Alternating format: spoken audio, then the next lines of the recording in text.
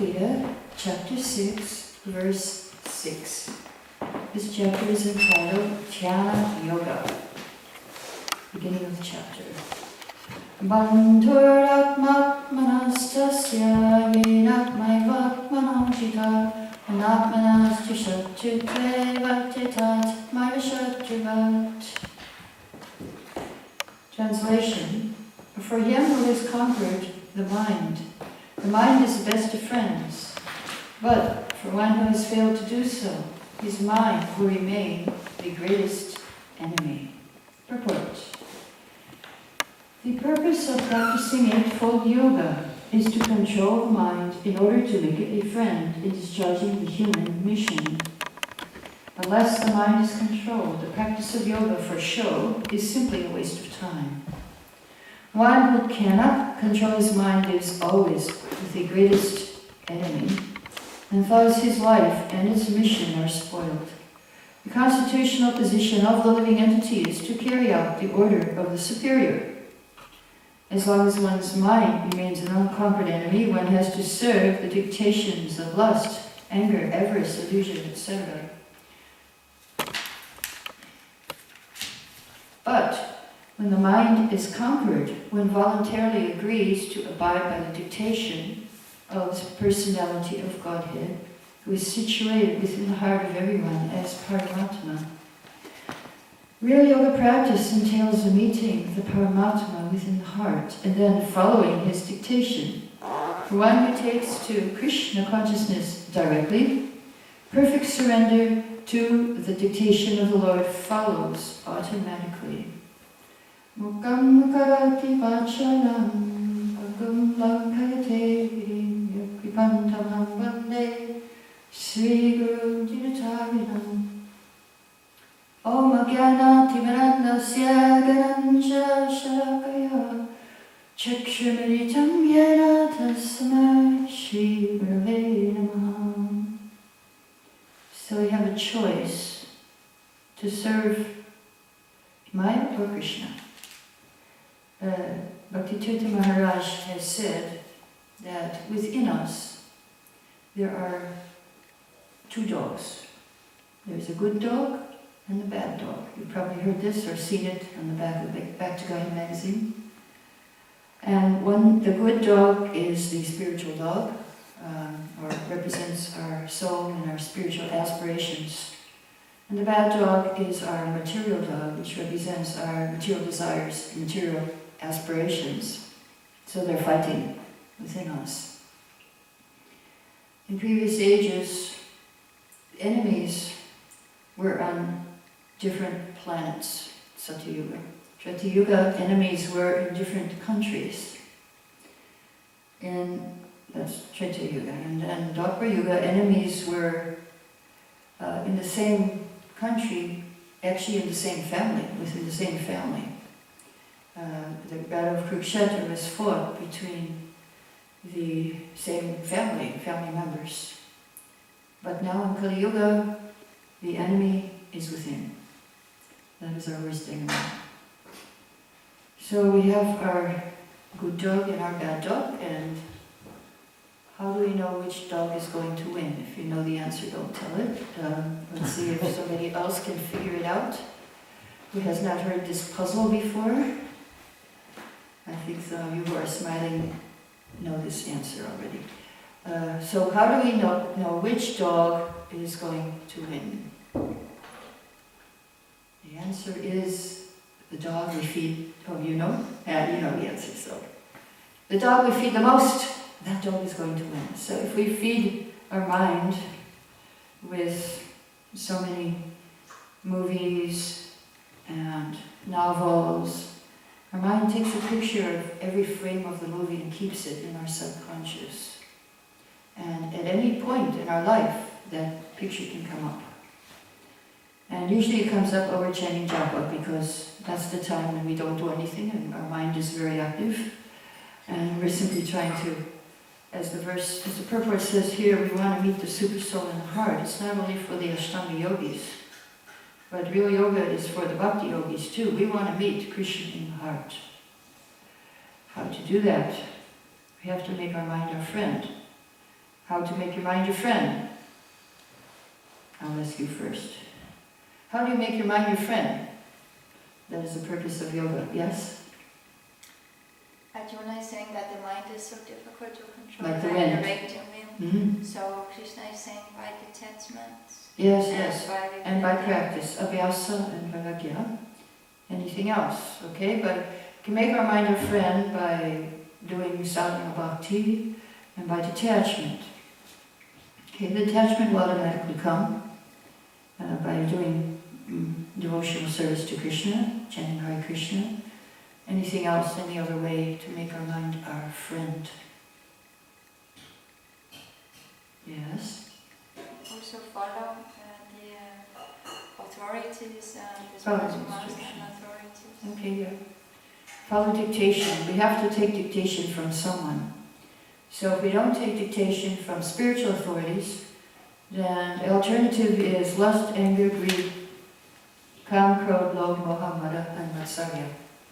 Lust, anger, greed, illusion, madness, and enviousness. So this is our choice. We have a choice here. We can follow the dictation of lust, or we can follow the dictation of love. Love is Krishna. Everyone is looking for love. But in this world, they are mistaking lust for love. So therefore their mind becomes their enemy. And we see there is so much divorce and so many problems in this world when we try to enjoy something which is dead. The body is dead. So it's not meant for the soul to enjoy with the body or enjoy bodies. It's not going to work because the soul is very fine. It's made of something much finer. And in the yoga practice, we tap into this spiritual energy by chanting Hare Krishna. When we chant the holy name, then we're contacting the Paramatma in the heart when we chant. If we chant nicely and attentively, submissively, avoid the 10 offenses, then we contact Paramatma, and Paramatma's intelligence, form intelligence of the living being. According to Bhagavatam's 2nd canto, the super soul in the heart, the Paramatma, is the form intelligence. It is our intelligence. So if we constantly contact that intelligence in our heart, then what happens? Krishna explains in the 10th canto, Dadami buddhi yogam tam yena mam yantite. I'll give you spiritual intelligence, how you can come to me. And so now we're struggling perhaps. There are different levels of advancement in spiritual life, beginning with Shraddha, faith, and then Sadhusanga, association of devotees. After association comes Bhajana Kriya, where we try to perform the rules of devotional service or Bhakti Yoga. And there are 6 levels of unsteady devotional service. And also within that, there's a level called Anartha Nivritti. And that level is where we're trying to clean out all the dirty things in our heart. Chaitadarpana Marjanam, we're cleaning out the heart. And at that point, where we actually try to clean out the dirty things in our heart, and it appears that we might be fighting a losing battle sometimes. And one devotee asked Srila Prabhupada that, since I became a devotee, it seems like I have so many worse qualities than I had before. I see so many lust, this, that is coming out when I chant it. I can't believe it. And so Srila Prabhupada explained, it is just like when you're cleaning a house.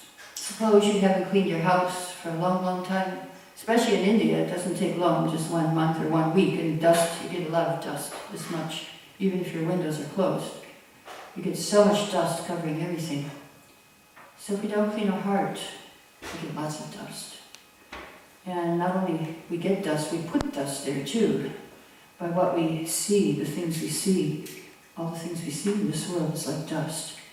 If we see it without relationship to Krishna, then it's more dust coming into our heart. If we can see the connection to Krishna, then it will help us to clean the heart. I was just reading a verse in Srimad Bhagavatam in Sweden, about how there is only one energy of Krishna. And it can be divided into three: internal, external, and marginal. What Srila Prabhupada says in the purport, actually, it's one energy, but Krishna uses it in different ways. Now, isn't that interesting? We always thought there were three different energies. But Srila Prabhupada said that for Krishna, it's just one energy, and he can use it external, he can use it as internal, he can use it as marginal. So what that means is that as long as we see this world as for our enjoyment, then it becomes external, and we are under the dictation of the external energy. And then we become under the dictation of lust. Lust means I want to enjoy. When the lust is not satisfied, it turns into anger. Oh, I could not satisfy myself, therefore I'm angry. And if anger is unsatisfied, it turns into greed. So kam, krodh, lobh, there's a whole progression there. Kam, krodh, lobh, greed. And after greed comes illusion, moha, that you forget, you're in complete ignorance. Moha, and then mada, you become mad. You lose your intelligence in yourself. And after mada comes samsara, you become very envious and so greedy, you want to take things that belong to others. Of course, everything belongs to Krishna, so we're already doing that in this world. If we don't use things for Krishna, then we're already taking things that belong to others. So the ultimate, the original envy is envy of Krishna. And so this is the problem, this is the challenge of our life, how to turn the material energy into spiritual energy. And that is the process of Krishna consciousness, and that is described in the 4th chapter of this Bhagavad Gita, 4:24. 4:24. Brahmarpanam Brahmanavir, Brahmagna Brahmanavutam, Brahmaivatina Gantavyan Yena, Brahma Samadhina, Yena, Brahma Karma Samadhina.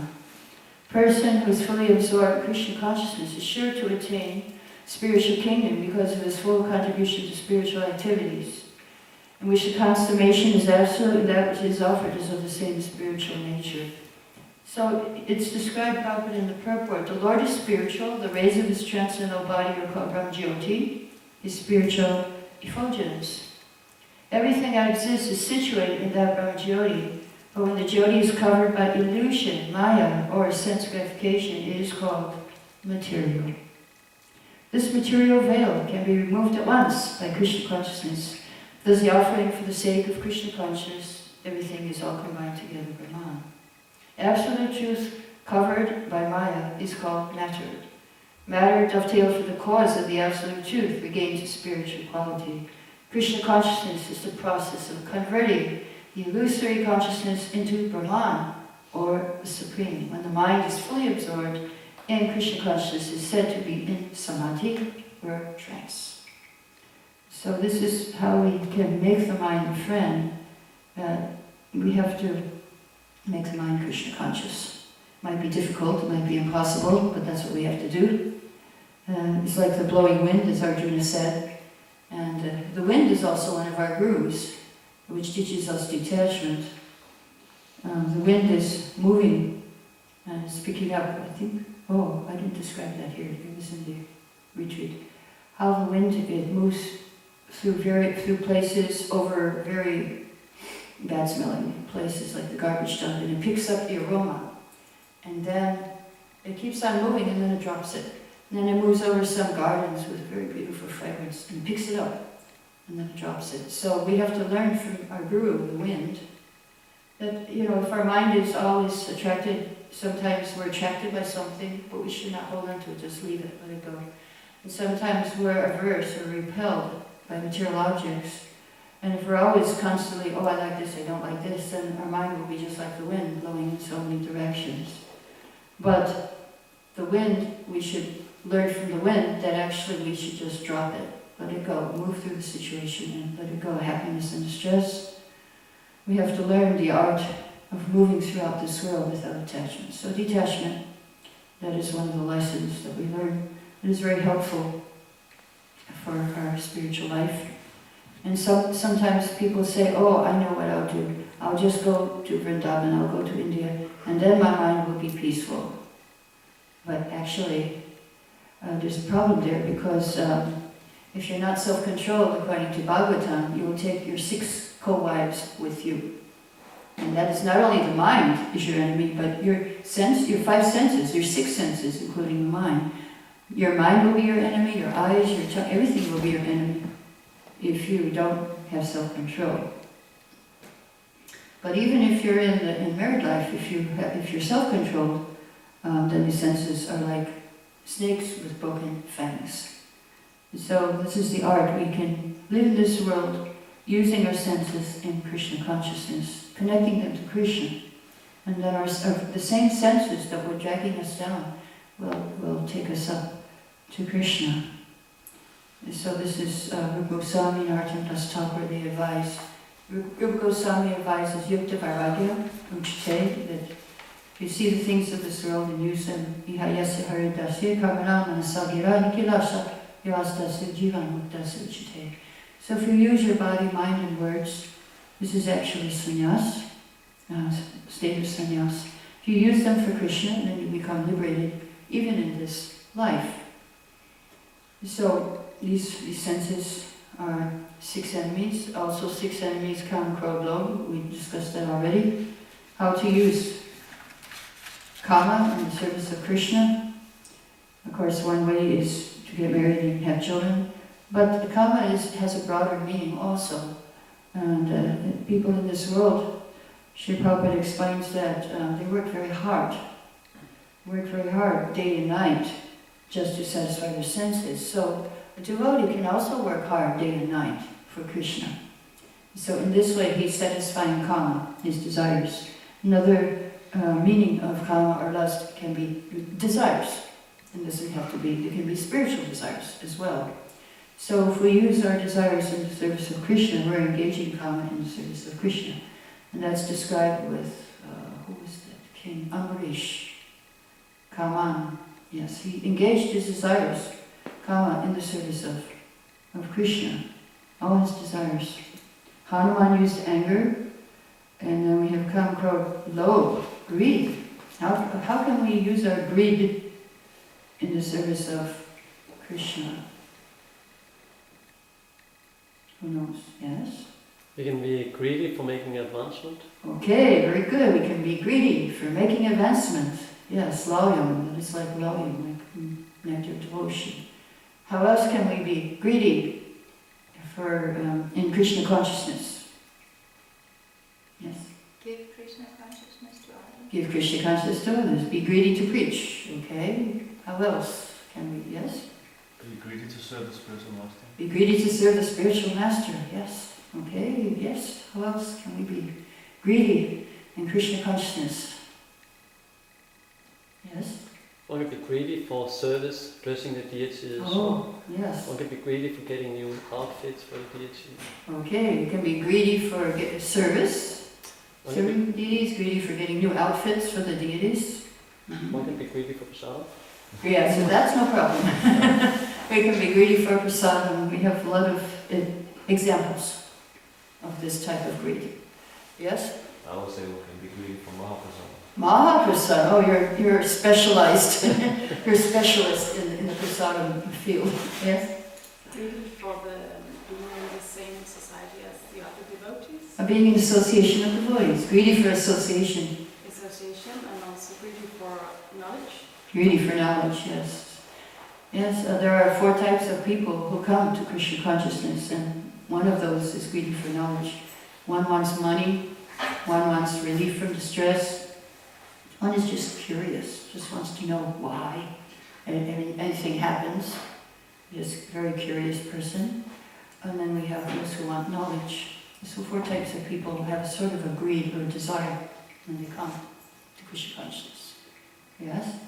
Also, Prabhupada said once that we should make his back to God as big as time, obviously. So if we can, Prabhupada said also he made a world in which, a house in which the whole world can live. So if we can change that by distributing books and knowledge, change the politicians and the leaders of the society, give people shelter. Yeah, that is a good type of greed. Anything else? Any other type of, yes? Can be greedy for making money for Krishna. Okay, greedy for making money. That you have to be careful, maybe, because he might do some for me. So So there was this time Prabhupada said to, I think, I don't know if it was Gargamuni or... yeah, Gargamuni. He called him Gargamani.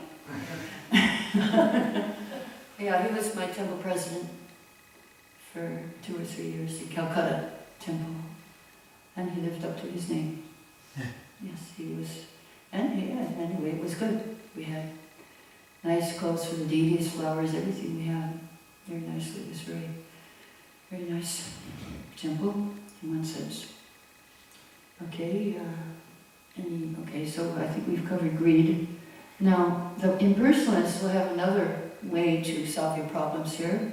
They say you just make it zero. Emotions are bad, so therefore just make it zero, just nothing in your mind. Make your mind a blank, which is practically impossible. Cannot make it zero. So Prabhupada gives the example of, if your eye pains you, then just take it out. And that is the impersonal solution. If you get an earache, okay, cut off your ear. If you have some problem with your nose, cut it off. So that's their idea, just to make everything null and void. But Krishna consciousness is so nice that, of course, yes, they can be your enemies, but you can make them your friends as well. So we want to make everything, all our senses and our mind our friend. And then we can actually make progress in spiritual life. So Narottam Das Thakur, he has given this list, Kama Krishna Karmarpanam, you work for Krishna, that is how you use your lust. Same lusty propensity can be used for serving Krishna, work hard. For producing books, Prabhupada said, I'm an old man, but whole night I write. Just like a materialistic person might stay up late at night and work hard. He said, so I am doing, but it's for Krishna. He said, we are doing, another author may be writing the whole night for some sex literature. So the labor for producing sex literature and labor for producing Bhagavatam is the same. Same ambition. Maybe, let me become a big author. My name will be very popular. But one thing is done for Krishna, and one is done for sense gratification. So the propensity of becoming, so this is like a material desire. You might have a desire to become famous. He's saying that's okay, just do it for Krishna. Become famous for Krishna. Interesting. He was very lenient with us because we had so many desires, and he brought us all together to serve Krishna. So we couldn't get purified all at once. It took a long time. We're still trying after 40 years to get purified. Okay, so Kam, Krodh, Lobh, greed, Moha, illusion. What can we be illusioned for Krishna? We're trying to get out of illusion, actually. It seems like not a thing that we can do or we can use in Krishna's service. What would be an example? I guess, let's see what Prabhupada says. He says, if you don't see a devotee or Krishna, then you fall into illusion. You feel like, oh, I can't, I'm feeling lost. I guess illusion is like being lost in ignorance. He says, if I don't see a devotee, I feel so lost. If I don't see Krishna, I feel so lost. The whole world is vacant. Shunayatam jagatsaram. This is illusion, Prabhupada says. So Lord Chaitanya had that illusion. But we might also, he says, and you can see in this world, if somebody's beloved has died, and he sees the whole world as zero. I know one devotee, even mother, her son died in an accident, and for 3 months she couldn't do anything. She was just like, everything was void. Everything, she was just like in such illusion from that. Of course, that's not Krishna consciousness, but this is the example Prabhupada is giving. So, but he said, similarly, if we love Krishna and we don't see Krishna, and we feel that same separation, and that is moha, that is illusion in Krishna consciousness. So, moha, mada, madness, that is Lord Chaitanya. We cannot do that. Cannot imitate Lord Chaitanya Mahaprabhu in his madness. And Prabhupada didn't do that. He was never showed us any madness in Krishna consciousness. He was very sane. Otherwise, what would we have done if one sane person in this world was Srila Prabhupada? And yeah. But you were telling me that in Finland, from Mangalachi, the brahmacharis, they are practically like men throwing each other, Well, dancing. not throwing, they were just jumping up very high. Mangalarti time, they were enthusiastic. And the push time. And sometimes also like on the street and when we go on Harina, people think we are mad when we dance in the rain. Yeah, right. Yeah, this is madness. Right, like Rathialta in the rain, I guess that's an example of madness. Or Harinam, we used to do Harinam in the snow. And we did that in Boston in 1970. We didn't have proper shoes, even barefoot sometimes. It was like crazy. It was madness. It was madness. Quite mad. Yeah, anyway. Yeah, in the snow, in the rain, out there, chanting Hare Krishna. I guess it's a type of madness. Mindraguna Swami, if you read some of his journals, his diaries of, they go with all these devotees, and sometimes they have to just go in the rain. Yeah. I think there was one story of a book distributor, and he was out in the rain, he had all his books in his raincoat, and the only place you could go in was a bar. And so somebody challenged him, and he said, I'm just trying to serve my spiritual master. And he was so sincere that everybody in the bar took a book. And one guy just stood up and said, look, he's out in the rain serving his guru, we should all take a book. So, yeah. I mean, actually what being in the bar and drinking, that's madness, and that's illusion. That's the real madness, because it makes you mad when you drink. You forget yourself, and you break, everything becomes broken, your family, your body, your health, your mind, when you get into alcohol or drugs. And so Prabhupada says that with this madness or illusion, Krishna, although the whole world is vacant because I cannot see you, still I cannot change my mind. I still love you. You break my heart, not allowing me to see you, but you're still my beloved Lord. So that's the difference between madness and material, madness and spiritual. The love continues. Our love is always there for Krishna. There's no disappointment. Even we're broken-hearted by not seeing him, still we're not disappointed. Okay, I forget Krishna. No, Krishna is good. So that's pure love, madness and separation. And enviousness also, we don't like to, we can't really engage it, although Srila Prabhupada did. Enviousness means like to have a competitive mentality. So everybody in this world, in business, they have a very competitive mentality. One person is envious of the other. Srila Prabhupada, when he went to Japan for printing Krishna book, he met one of the one of the people in the company. After all, there were many people in the room, and went to meet Srila Prabhupada, all these big executives of Dynapan printing company. And then they all went out except one man who was helping Prabhupada. And so Prabhupada asked him, so what is your goal? And he took out a whole stack of calling cards, which were the names of all the executives in the company. His was on the bottom. He took it from the bottom and put it on the top. That's my goal. To be on the top of all these other men. So that's the material world. In order for you to be on top, you have to put somebody else down. That's the material world. But in spiritual world, it's different. Servant means, even though you may be servant of the servant, still Krishna wants to serve you. Krishna is the highest in the spiritual world. He's God. But his desire is to serve his devotee. So in the spiritual world, it's not like here the master doesn't want to really serve the servant. He wants to get the money and exploit, pretty much, the servant. But in the spiritual world, the master of everyone, his greatest joy is to serve his servant. In fact, in Bhagavatam 9th canto, Krishna says that without my devotees, I cannot even enjoy all my opulences. He says, I can't enjoy alone. Doesn't make me happy. If I have my devotees with me, then I can enjoy. And so that's Krishna, that's our worshipful Lord, my sweet Lord. He cannot enjoy without his devotees. He has so many devotees that help him enjoy. His mother, his father, his gopis, his friends. They all help him enjoy in different ways. his different opulences, and without them, then he's not happy. And another thing is that without us, Krishna is not so happy. He wants us to, because Krishna has unlimited desires. We have a little desire, but he's God, so he has unlimited desires. And so he wants unlimited devotees to be with him. He already has unlimited devotees, but it's not enough because it's always growing every second. He wants more. So therefore he sends Prabhupada here, he sends devotees here to bring more devotees to help him enjoy his opulences. And so Sri Prabhupada said, this is a purport, I think, 9th canto, 4th chapter, Ambarish 60-something or other, 64 maybe. And he said, there's a beautiful purport.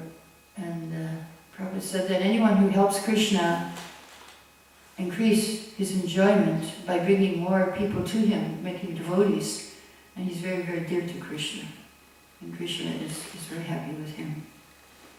And so this is our mission, to help people change from being controlled by this material energy to being controlled by the spiritual energy, to help them connect with Paramatma in the heart, to connect with Krishna. And the more we can do this, fulfill this mission of Rupa Goswami and Srila Prabhupada, Manobhistam, Rupa Goswami's mission, Lord Chaitanya's mission in this world, then we can also be happy, we can connect and be happy in Krishna consciousness. So I'll stop here if there are any questions or comments. Can I ask? Yes, Prabhu. It can seem that it's not like either or, you make the mind your friend or No. enemy. Yeah. Because like when we start our devotional practice, that's sort of like making the mind the friend. Yes. But still we find that the enemy part is still there. So it's a gradual process. It's a very gradual process, right? It's not either or, but we do have that choice in our lives sometimes. So often we see devotees at one point stagnate, can happen in different levels. So how can we avoid this, that our mind keeps us in one space in devotional service on one level and we will not progress further? I think Bhakti, actually I have this thing from Bhakti Tirtha Maharaj which kind of addresses that. So I'll just read it. It's actually about our battle of Kurukshetra within. So this was the last thing he said before he left. This is from an excerpt from I think the last class he ever gave in this world. He said that so many of us have been pioneers. Pioneers naturally make sacrifices for future generations, but ultimately they establish a foundation. The special mercy is all that we did is in our spiritual bank accounts. I've personally noticed that many devotees build up their spiritual investments, and when it is almost time for them to benefit from their credits, to receive empowerment, and to accelerate by leaps and bounds in their consciousness, Maya finds a way to trick them so they become unaware or unable to benefit from what is available at the right time. So we have all this tremendous assets, a spiritual bank account, but all of a sudden we can't access it. Like the ATM is frozen or something, or our computer freezes, or like we can't. At one time I was traveling recently, and my computer was in the back and it fell over when the car hit a bump. And then when I went to the next place, I opened up and nothing was there. It was there, but I couldn't access it. And then I didn't panic, but I was trying to access it. Every time I tried, my computer told me, okay, restore read. So I think I should restore read. Go back to the week before, and I did that and everything came back. So, I don't know what lesson that is, but yes, so we have our spiritual bank account, every obeisance we do, every mantra we say, every bite of prasad we eat is in our spiritual bank account. But sometimes we cannot access it.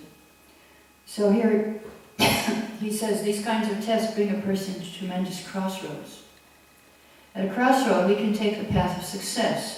More profound selfless devotion, offering oneself more intensely than ever before to Guru and to Krishna, or We can choose the path of selfishness with all kinds of subtle attachments that will lead to downfall. My realization is that without sufficient humility and high quality association, many people will take the path of temporary failure. And then he talks about fall downs in big places.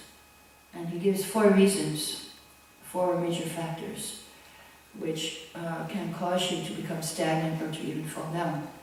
First one is Vaishnava Aparadh. Very, very careful.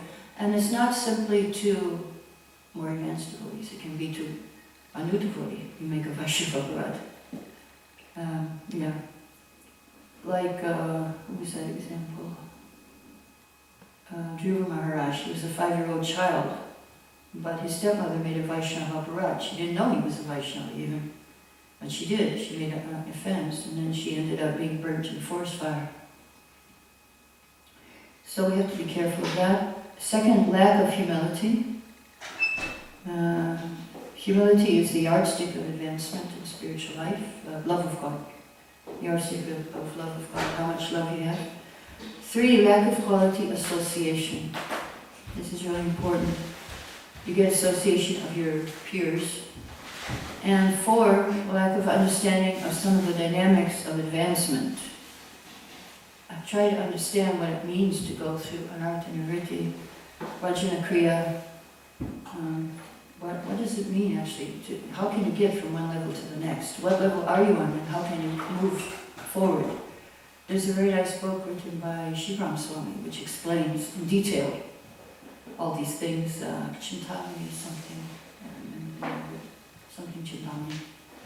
He goes in detail. Of course we can read Prabhupada's books also and find out how to progress to the next step. So Bhakti Tirtha calls it some of the great dark night of the soul challenges. And so we get this dark night of the soul sometimes. The longer we stay in Krishna consciousness, then it may come, and the chances are that point may come. And I remember a few years ago, there's an article about Mother Teresa in the news, one of these big magazines. Newsweek, Times, something like that. And it was criticizing her. It published some of her unpublished diaries where she was having some of these doubts and struggles. The great dark night of the soul. And it sounded like she was going through anartha nivritti. And, and she was being very honest about it. And so the people who are not devotees, they criticize. They say, oh, just see, she's not a saint. But we understand. We understand that what you have to go through when you're challenging Maya. It's a war on Maya. Maya will fight back and do so many things. But the thing is, the proof that a person is pure is that they don't give up the fight. So she kept going, even though she was, it was mixed. It was not pure. But it might have been pure from her angle. Krishna might have seen, yes, she was pure in her motivation. And that she wasn't trying to get something for herself. And even though, she wasn't, there is room for criticism by some people, but still, her motives were pure, as far as Krishna may see that. Her motives were pure. So, when we go through this, often we may criticize others, but as soon as you criticize them, you'll go through it. It'll happen to you. You have to be very careful about that. Spiritual life.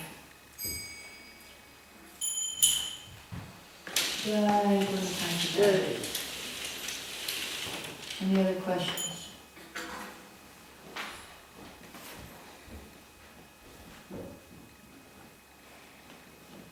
Okay. Someone who just came in. No, you didn't hear the class. Do you have any questions? No. Okay. Well, Prabhupada is your Prabhupada. Hare Krishna. But I want you to talk. Yeah. But could you share, is that very personal to ask? It's a good session. Is it too personal to ask, if you in your life, nothing particular, but like how you overcame. Mm. There was some kind of Oh yeah, time. I've had many times. And there was one very, very difficult time when I was like having some sort of a midlife crisis after my husband left.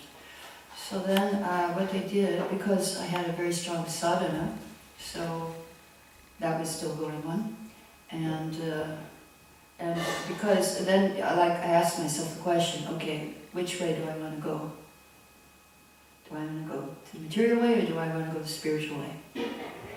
And then I thought, okay, well, which way does Prabhupada want me to go?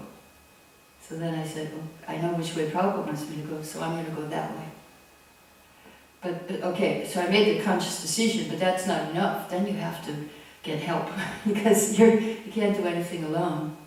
So then I took shelter of devotees, different devotees, asking for help, and then I took shelter of the deities, asking for help. We sheltered Srila Prabhupada and asking for help, and the holy name, and see the holy name, the deities, Prabhupada, devotees. I think that's all the ones I took shelter of. And then passed the test. But alone it's very difficult. You have to get help. You have to get help. When you're faced with difficult situations like that, don't think that, you're such a great devotee that you can do everything yourself. Because it's very difficult. Yeah, it's all like in the mind. Another time I was thinking, am I a devotee or what? I was trying to figure it out. And I decided, yeah, okay, I'm a devotee, yes. No, I can't do anything else. No alternative.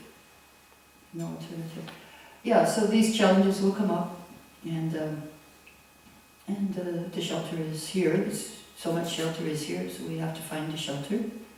The shelter is there, the deities, the holy name, the books. I took shelter in the books also, and the devotees. And you just have to be honest with yourself and with others and say, okay, I need help. Yeah.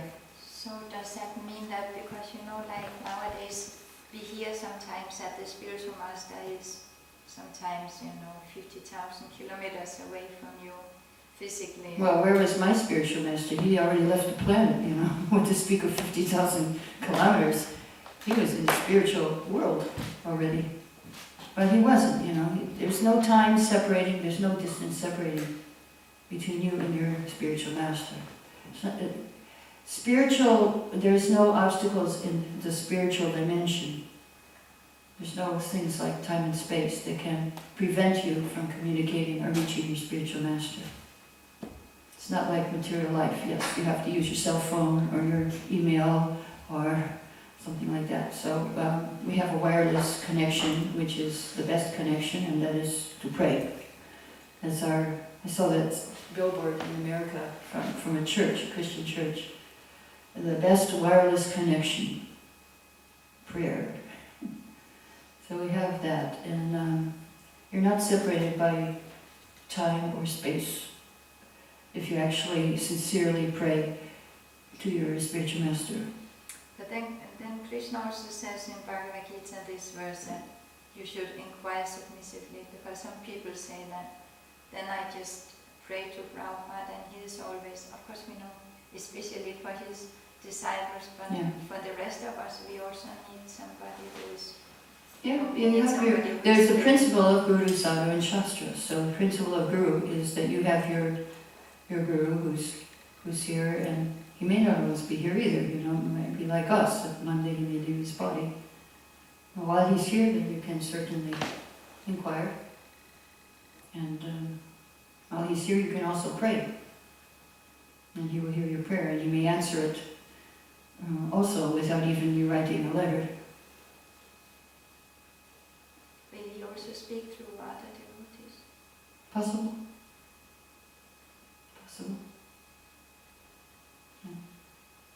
Is it that the Siksa relationship is very much not emphasized? Could be.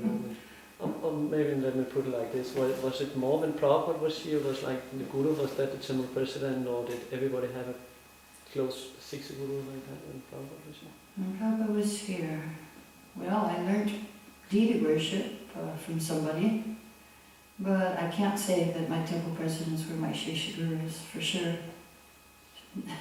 Especially not Gargamuni Prabhu. It's more like, I learned a lot from him though, diplomacy. He told me, Janaka Pandit says, don't trust a woman or a politician, and you're both. I said, well, I learned it from you, Prabhu. Maharaj. Anyway, yeah, Shiksha gurus, Shiksha gurus. Well, everybody was our Shiksha guru pretty much. All our God brothers and God sisters. We didn't have like, I mean in some places it was like, if there were sannyasis, there were very few sannyasis when Prabhupada was here. In India there were a lot of sannyasis, but also they couldn't be our Shiksha gurus either. They were really heavy, some of them. Couldn't, no way we could approach them, you know. Shiksha guru, no. Maybe in some places, not in India. Prabhupada was our Shiksha guru in India. He did everything. He became GBC, like our GBC ran away. It's another one, ran away, and Prabhupada was our GBC for a couple of months. He took the role of temple president, treasurer, everything. So in India it was a bit different. So Prabhupada was really our Shiksha guru as well. We were just like hopeless and helpless in India. We couldn't deal with the culture. So he was our Shiksha guru. Now in other parts of the world, there were probably others who were more in that role, I would say. I didn't live there, so when I did live there, you know, I was in Boston Temple. We had such a temple. We had, so, as I said, there were so many Shiksha gurus. Vijayananda Giriraj, Maharaj, you know, the whole temple was Shiksha gurus. So, yeah. I guess it's different in different parts of the world. You can ask Manidhar how it was, I don't know. How it was in Germany or wherever he was. Her book distribution must have been some kind of Shiksha guru. There were like gurus in book distribution in America, I know. Some kind of. But now it's, now I know they have different, like if they have bhakti programs or bhakti programs, then you have like kind of shiksha there, people train you up. Yeah, more. And then now we have Bhakti Shastri and all these courses, so then you have another kind of shiksha. That's what I can say. Anything, any other, yeah? One of your main services was that to serve the deities in Calcutta? Or? Calcutta, that was my 7 years. That was my main service for 7 years. Then I went to Bombay, and my service was traveling book distribution for 7 years in India, village to village, town to town, selling books, and also at the Juhu bookstall. So 7 years I did deity worship, 7 years I did book distribution, and then 7 years I had a child. I took care of my child. And after that I went to Vrindavan, and that's since 94. I mean 93 I went there, but since 94 I'm teaching. So that's the last thing I've been doing, is studying and teaching. That's been my main service for about 18 years now. You're still connected with the VIH. Yeah, we just finished Bhakti Vedanta course, Burijan and myself. We did Bhakti Shastri, Bhakti Vaibhakti, Bhakti Vedanta. Bhakti Vedanta is the last 6 cantos of Bhagavatam. And now I'm studying for Bhakti Sarvabhauma to teach. And he's going to do Chaitanya Charitamrita and I'm going to do Chaitanya Bhagavat. So in my spare time I'm studying as a child. That's your main service now? No, this is my spare time. I'm writing books. I wrote 7 books already. I did Srimad Bhagavatam at a glance, a picture for every chapter of Bhagavatam, like a big poster, how all the chapters fit in Krishna's body. And then I wrote Bhagavad Gita at a glance, picture for every verse of Bhagavad Gita. And now we're doing Srimad Bhagavatam at a glance, picture for every verse of Srimad Bhagavatam. So last year I did first canto and second canto, and third canto, part 1. And this year I did third canto, part 2, and I'm working on fourth canto, part 1, part 2, and fifth canto will come out this year. One picture for each verse.